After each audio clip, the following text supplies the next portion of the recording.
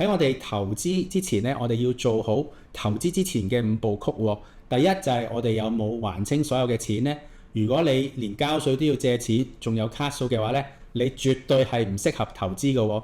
第二步咧，我哋有冇做好自己嘅基本保障，例如買好醫療保險啦，同埋人壽保險。第三步我哋要做嘅咧，我哋起碼要有1個月嘅生活費。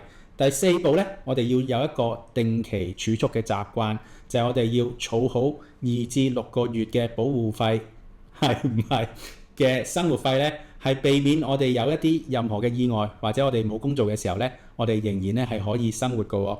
第5步咧，就係我哋有冇一個長期儲蓄嘅目標啦。譬如話我哋想買屋嘅，我哋有冇一個儲錢買屋嘅計劃，儲好咗首期先呢？如果呢啲所有嘅計劃我哋都準備好、處理好，我哋有呢個儲蓄嘅目標，剩餘嘅錢呢，我哋就可以開始我哋嘅投資啦。咁我哋作為一個初學嘅投資者，又點樣可以開始我哋嘅投資呢？